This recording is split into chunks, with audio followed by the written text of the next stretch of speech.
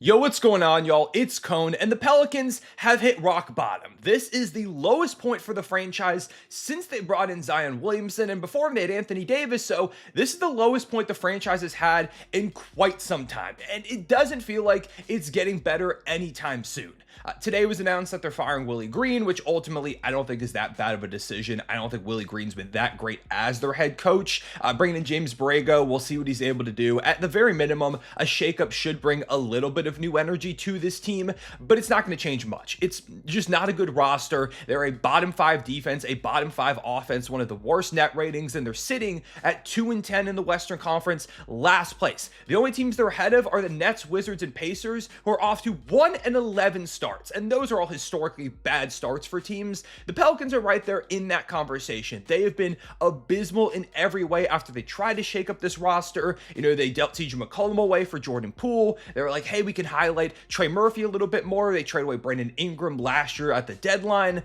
Yves Missi, of course, had a decent rookie season. It felt like this Pelicans team wasn't going to be good, but that they could be at least kind of fun, at least somewhat decent, maybe push for the play-in if everything really breaks their way. Have Herb Jones out there too. Like, there are good players on this roster, but it's just talent that doesn't work together. It doesn't make sense, especially when Zion can't stay on the court, which has, of course, been the story of Zion's career. He came into training camp and he was a little bit skinnier, more in shape, and it felt like, hey, you know, maybe this is the season. Of course, you know, with Zion, you never really think that, but it's like maybe this is the season where Zion's able to somewhat reliably stay out there, be healthy, be in shape, and the Pelicans are more competitive than a lot of us think. Turns out it's not the case. He's missed the last 5 or 6 games with a hamstring injury. And even when he's been out there, like, he's been good, but he's not been the dominant Zion that we saw at a lot of points last season. And of course, earlier on in his career, a guy that was able to like make an all-star game if he only played 15 times because he was that good in those games. Like Jordan Poole, who came in, had a big bounce back season last year. He's not been as good this season. Trey Murphy started off really slow. He's kind of getting it going again now, but it doesn't really matter at the moment because nothing else is going for them. It's just been abysmal. They suck. They're terrible. And I don't think firing Willie Green is going to fix that. And it's reached a point where a roster blow up is imminent. They've got to go ahead and rebuild this thing, which sucks because it really felt perfect for them when they went from Anthony Davis, who of course led them to, you know, playoff series win. They made the playoffs a couple of times and he was one of the best in the world, but he asked out and immediately, not almost immediately, but immediately, they get the number 1 overall pick in the draft to get Zion Williamson. It felt too perfect. It felt poetic. They deal away Anthony Davis to the Lakers for this big trade package, this haul, where they bring in guys like Lonzo Ball and Brandon Ingram and Josh Hart. So now they've got this great group of young guys. Next to Zion, you've still got a guy like Drew Holiday. It felt like the perfect situation for the Pelicans. You go from one era to a new one, and if Zion is the guy that it feels like he can be, it was called the Zion Williamson draft. It was titled that.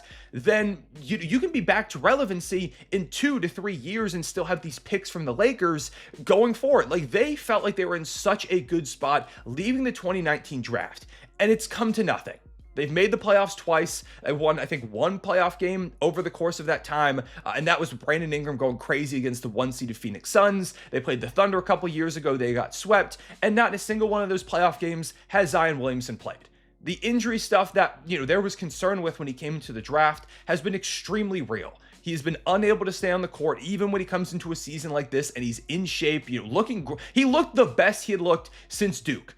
Still unable to stay out there. And hopefully this is just a blip on the radar and the rest of the season when he gets the hamstring back is a lot healthier for Z, but I just don't think it's going to go that way. We've said that over and over again. It's just not going to happen. And if Zion's not on the court, this team is going nowhere. Even with Zion out there, it's just not that talented of a team. They brought in DeJounte Murray, a trade that I really didn't like. And of course, he had a season-ending injury last year. It sounds like he's going to be back at some point this season, but I don't expect him off a year of not playing basketball to make some type of big impact and turn this season around. It's not going to happen. And also that, of course, diminishes his trade value, of which I really don't even think he had that much in the first place. And when we're talking about DeJounte Murray, one of the biggest reasons why the Pelicans are kind of in a tough spot right now is because they gave up Dyson Daniels in that trade, who has become one of the best defenders in the sport, top 3 in DPOY last season, something they could really use over here on this roster, but also a different trade that they made with the Atlanta Hawks in this past year's draft. And y'all know the trade I'm talking talking about when they moved up about 10 spots, giving away their unprotected first-round pick swap, either theirs or the Bucks. And, the Bucks have been decent so far, but that was still at the point where Giannis trade rumors were flying around. And never mind the Pelicans, who were terrible last season. They gave up their own unprotected pick swap to the Hawks to move up and select Derik Queen. And credit to Derik Queen, he's been pretty good so far this season. I've liked a lot of what I've seen. He should be starting every game going forward for them because they need him to develop and look as good as he could possibly be so that this trade doesn't feel as bad. Because that unprotected pick swap, again, the Pelicans are 2-10.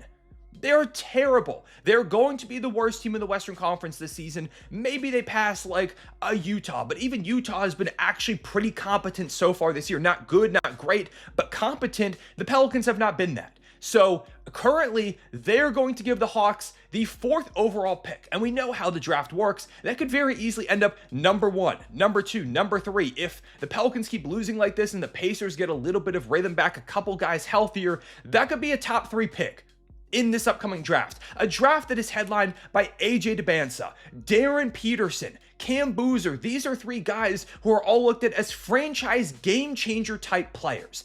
And I'm not saying Derik Queen can't be that. Maybe he can get there, but he's definitely not the level of prospect that these 3 are. And I can't help but think there must have been a lesser cost you could have paid to move up and get Derik Queen. I refuse to believe you had to give up one of the most valuable assets draft-wise in all of the NBA to move up 10 spots, not like go from like 11 to 1, but go from the early 20s to the early teens. I just don't believe you had to do that. In an ideal world, they wouldn't have done that. They'd still be this bad, and they'd be like, okay, we can go ahead and just tear this thing down and rebuild, get one of those top prospects, and either, try to keep Zion and see if that top guy can play alongside him if he gets healthy, or deal Zion away the second he gets trade value, which right now, I don't know how much trade value he actually has, which is another big concern.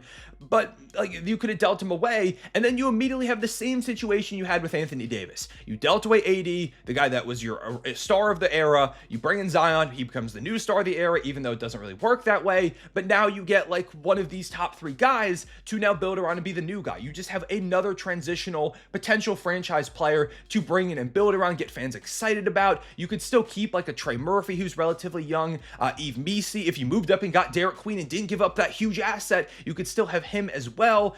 There are pieces that you can deal and get real capital back for. Like I'm sure a team would throw you a first and some change for Herb Jones, maybe even a couple of firsts for the type of defender that he is, because I think in a winning environment, he'd be a lot more impactful than he's able to be here in New Orleans, where he has literally no defensive help. So that's an ideal world, but they don't have that. Instead, they are terrible. Zion can't stay on the court. Who knows what DeJounte Murray is going to look like? Jordan Poole is playing really poorly, so his trade value is tanking after he had at least a little bit. The Wizards were able to deal him for CJ McCollum this offseason. Almost everything here is just bad. Firing Willie Green is not going to fix this team. Is it going to help them a little bit? Maybe. And I mean, they've got no incentive to lose, I guess. But it also reaches a point where, like, say at this deadline, Trey Murphy's been playing well over the second half of the season, and Zion gets a little bit healthier, and he's helping you win a few games here and there. I mean, I think you've got to prioritize trade value. I'm not saying you have to deal away like a Trey Murphy, but Zion especially, I think if he gets any value back and there's a team interested, just go ahead and take that route out. You have to. You don't really have a choice at this point, because who knows what Zion's going to look like next season. I'm sure we've reached a point where I'm honestly shocked Zion hasn't asked out. I'm sure that's coming at some point soon if things keep progressing this way. It has been an absolute nightmare. It is the worst way that the Zion Williamson era could have gone.